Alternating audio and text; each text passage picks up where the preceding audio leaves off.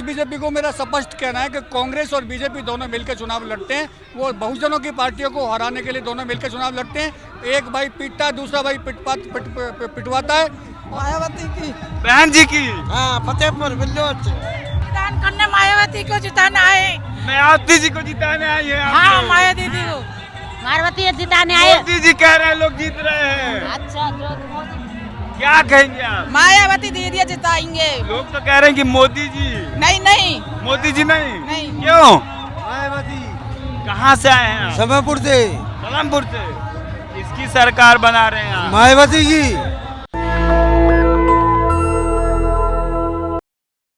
चुनाव को लेकर जिस तरह से सरगर्मियां तेज हैं, 5 तारीख को हरियाणा चुनाव जो है उसका वोटिंग होगा, 8 तारीख का उसका रिजल्ट देखने को मिलेगा कि हरियाणा में इनेलो और बसपा का गठबंधन है। और आप देख सकते हैं यहाँ पे इतने लोग काफ़ी आ रहे हैं। भाई साहब, मैं इनसे जानने की कोशिश करूँगा, क्या कहेंगे भाई साहब, जिस तरह से आप लोग यहाँ पे आज बहन कुमारी मायावती और जो अभय चौटाला जी हैं उनकी आप रैली में आए हैं, आप लोग क्या कहना चाहते हैं?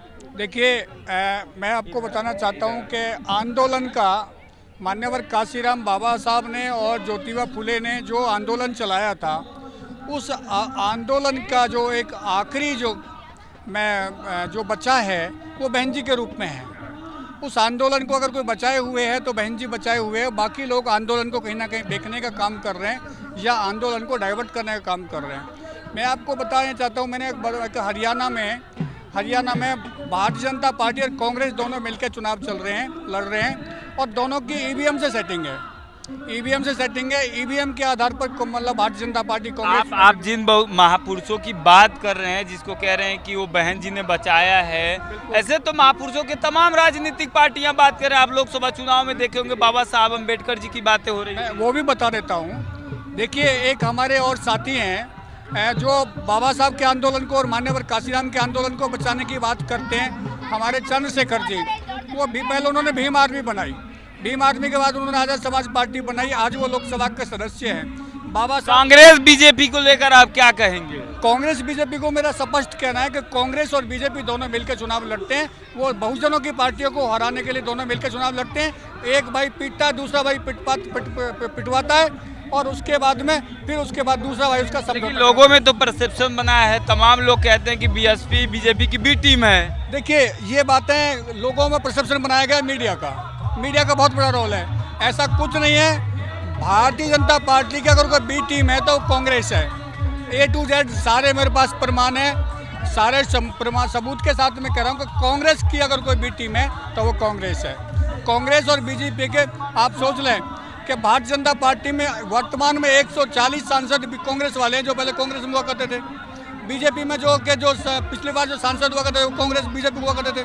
तो कैसे हो जाएगी वो मतलब बी टीम? चलिए, ये भीड़ जो दिखाई दे रही है युवा है, क्या कहेंगे? आप लोग कहाँ से आए हैं?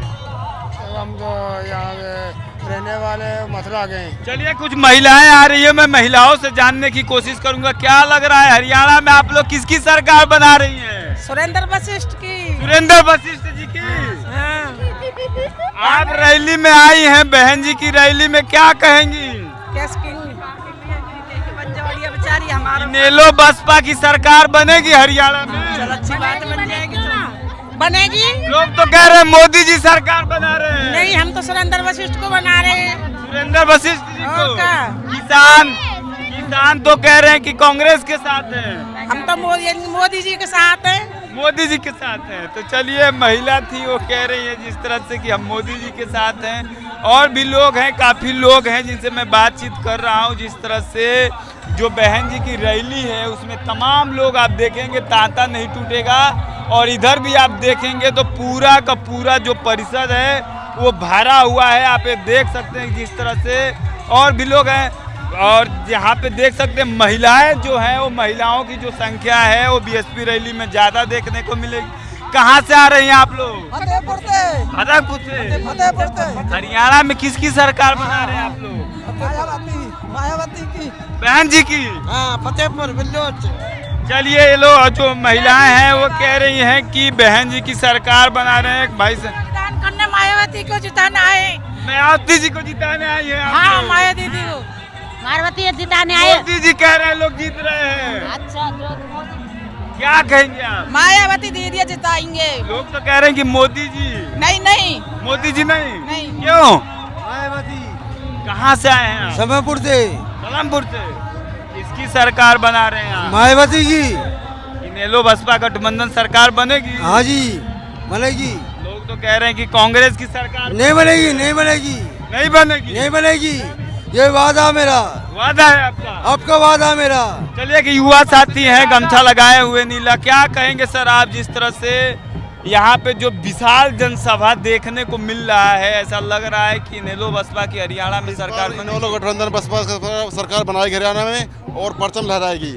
और बहन मायावती जी ने कह दिया है कि जो हमारे वो जो हम अभय चौटाला जी हमारे मुख्यमंत्री होंगे और जो हमारे समाज से अभी नाम जो हमारे उप मुख्यमंत्री रहेंगे उधर चेहरा होगा कोई। लोग कह रहे हैं कि किसानों का आंदोलन लंबा चला है, हरियाणा से ज्यादा किसान आते हैं और वो कांग्रेस की सरकार बना रहे हैं। बिल्कुल नहीं, ये तो अफवाह फैलाई जा रही है, कोई अफवाह फैलाई जा रही है, कोई ऐसा कुछ नहीं है। ये तो सब है अपने बीजेपी है, बहुत इसने क्या किया है जनता के साथ लड़ा दिया है कि आप फैमिली एड में लड़ा दिया, कभी किधर कर दिया, कभी किधर गुमराह करने है, कभी विकास के नाम पर जीरो है, नथिंग है इनका, जीरो है विकास के नाम बिल्कुल पे। नथिंग है नथिंग। तमाम उन्होंने काम किया है, कोई काम नहीं किया, दिखावटी केवल अखबारों तक सीमित है, अखबारों तक सीमित है। वो तो कह रहे हैं कि धरातल पे हमने बहुत से काम किए हैं, अगर हरियाणा में कांग्रेस की सरकार गलती से भी आ जाती है तो हरियाणा बर्बाद हो जाएगा। अगर ऐसा ही होता ना तो वो खट्टर सरकार को बदलते नहीं।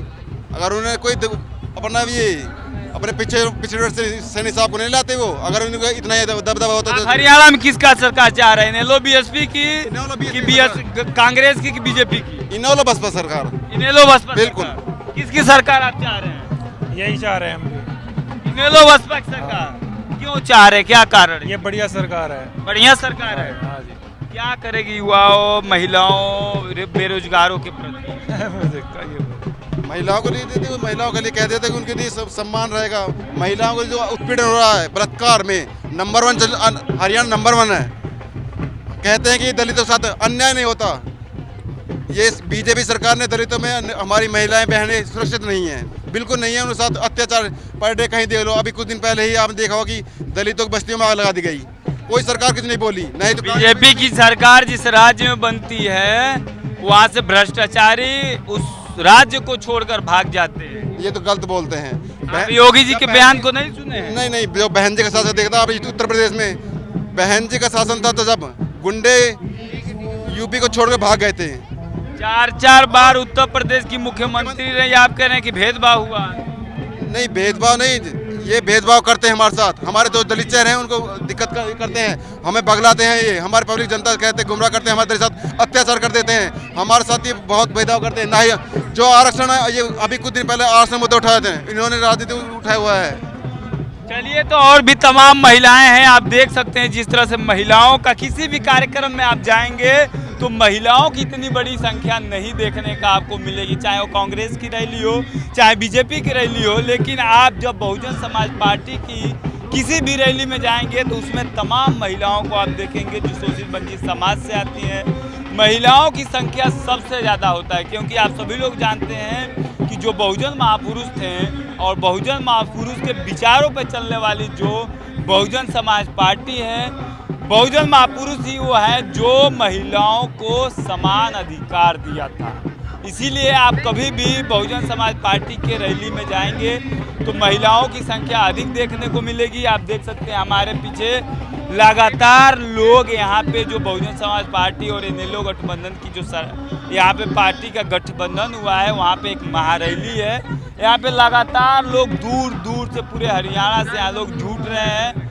और यहाँ पे आप पीछे मैं एक बार कैमरामैन से चाहूँगा कि वो एक बार दिखाए जिस तरह से जो पंडाल के बाहर जितनी संख्या है, इससे ज़्यादा पंडाल अंदर पूरी तरह से भर चुका है।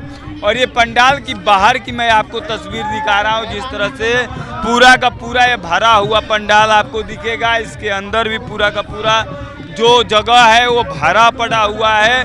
पूरा का पूरा जो ये परिषद है वो कहीं ना कहीं भरा हुआ है। ये तस्वीरें मैं आपको दिखा रहा हूँ, युवा, नौजवान, बच्चे, महिलाएं, सारा का सारा जो इस क्षेत्र में लोग हैं वो यहाँ पे आ रहे हैं, जा रहे हैं।